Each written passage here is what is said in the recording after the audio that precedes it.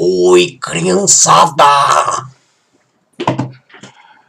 Boa noite, começando mais uma vez um review de um livro que eu vou mostrar pra vocês porque eu tenho cópia física, não foi audiobook, foi cópia física. Opa, só pra vocês lerem o título. Opa! Esse livro aqui, ó, Gödel Escher Bach, é um livro magnífico. Simplesmente ele aborda vários temas, ele fala tudo de uma maneira muito interessante. É um livro, você vai folheando e assim, caralho, caralho! É fantástico, ele é muito bom. Vamos começar pela parte técnica aqui. Gödel Escher Bach, minha cola. O autor é o Douglas Hofstadter. O livro foi escrito em 1979, então já é um livro... Tem um tempo aí, né? Tem um tempo e bastante atual, por incrível que pareça. A galera da ciência da computação gosta muito desse livro porque ele aborda muitos temas, inteligência artificial, se é possível, consciência artificial, talvez. Ele fala uma gama diversa de assuntos, assim, mas todos interrelacionados dentro da ideia do livro, né?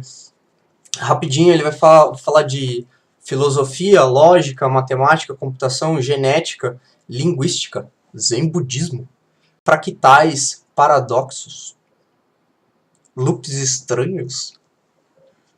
Outra coisa que eu quero falar é... Eu já vou avisando que é um livro que tem muitos temas, eu li faz um bom tempo, eu diria uns 4 ou 5 anos atrás, então eu não vou conseguir me recordar em detalhes.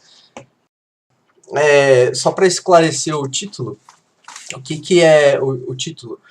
O título é composto dos nomes de 3 grandes seres humanos.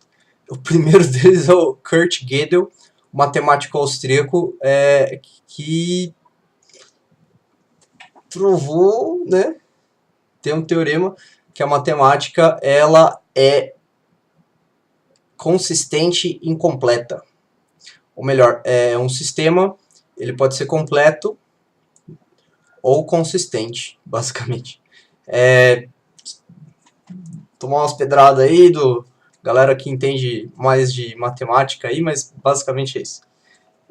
O Michael Escher, do E, que é aquele artista plástico que tem aquelas escadas, aqueles caminhos d'água, né?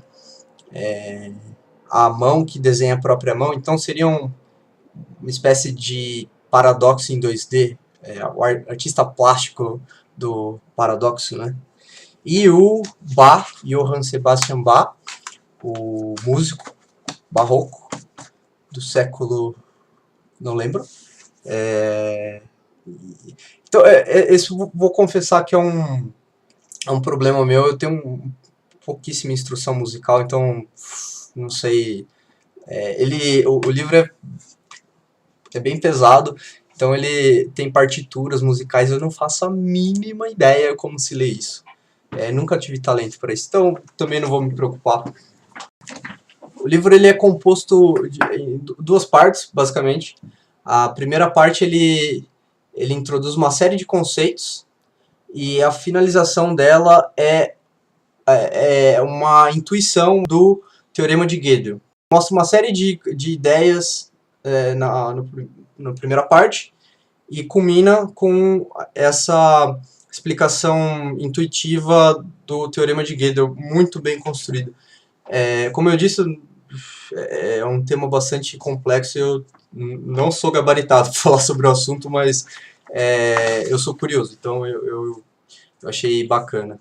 Talvez alguém mais capacitado possa falar. E a estrutura é muito interessante porque é um diálogo entre o Aquiles e a tartaruga e vários outros. Primeiro vem um diálogo, depois vem o capítulo. E o diálogo introduz aos conceitos que serão debatidos no capítulo, né?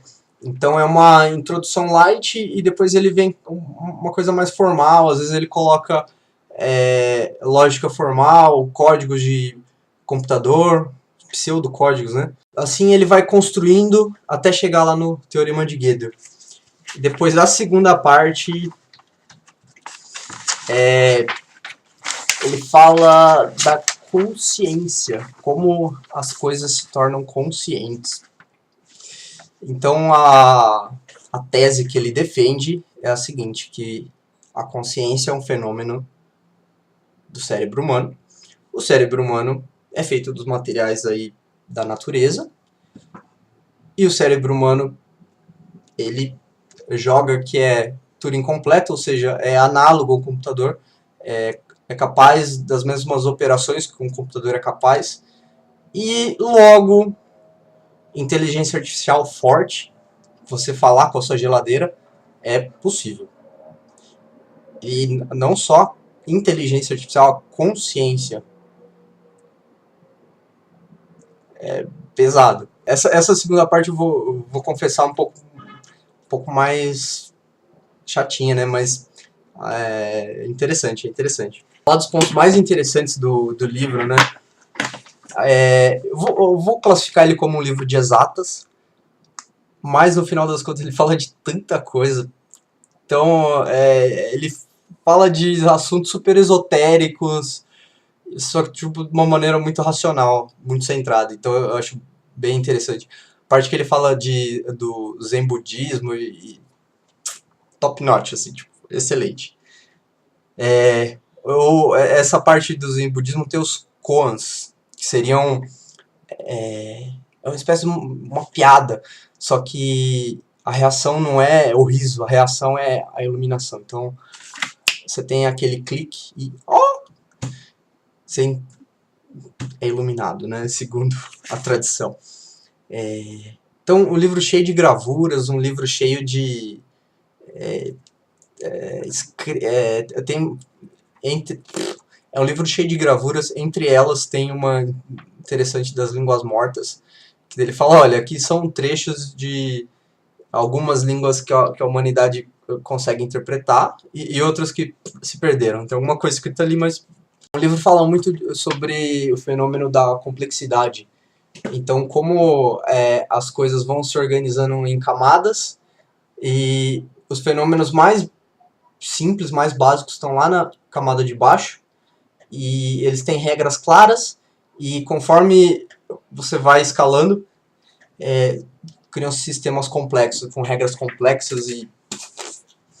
Ele não fala de economia no livro, mas eu tenho certeza que quem é ligado em economia vai achar N paralelos, porque é muito óbvio para mim. Então, a economia é baseada na ação humana, e tem vários seres humanos aí, né? E eles vão interagindo com regras simples, né? Essa é uma ideia de um autômato celular, e é criado uma super complexidade. A ideia das camadas, só para ilustrar, a primeira camada é a lógica, então nada pode violar a lógica. Depois a matemática, então a matemática é maior do que a lógica, mas ela não pode violar as leis da lógica.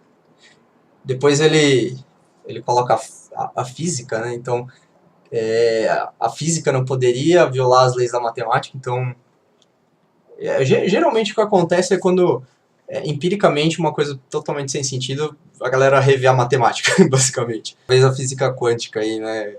Ou então, questão de interpretação aí, não sei. Posso estar falando besteira. Um cara no YouTube está falando besteira. Voltando aqui. Isso, e também um pouco dessa ideia do raciocínio reducionista, né? Então, você pegar um sistema complexo e analisar as partes dele e integrar essas partes para tentar entender o todo. E a contrapartida, que é o raciocínio holístico, né? Então, que o sistema, na verdade, é maior do que a soma das partes.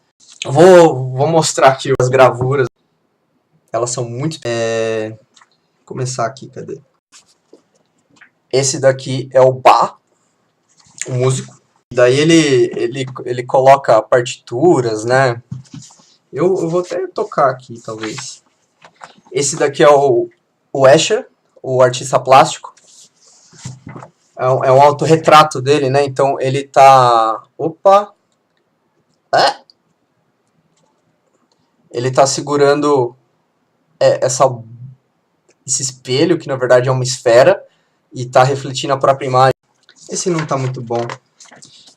E esse aqui é o Kurt Gödel, o matemático. A figura, eu diria que é a figura central do livro.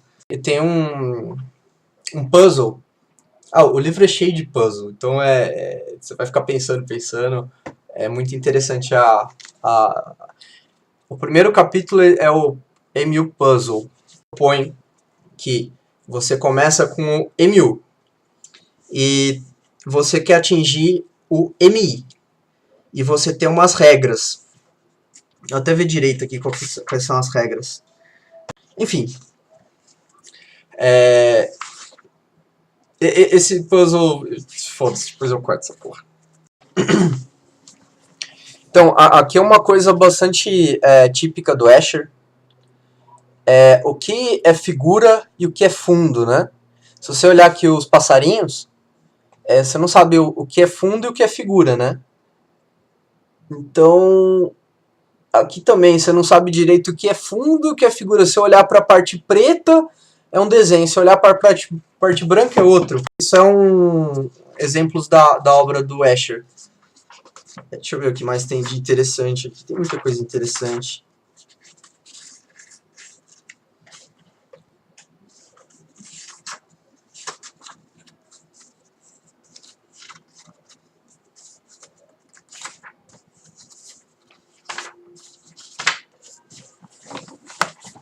Outra ilustração do Escher.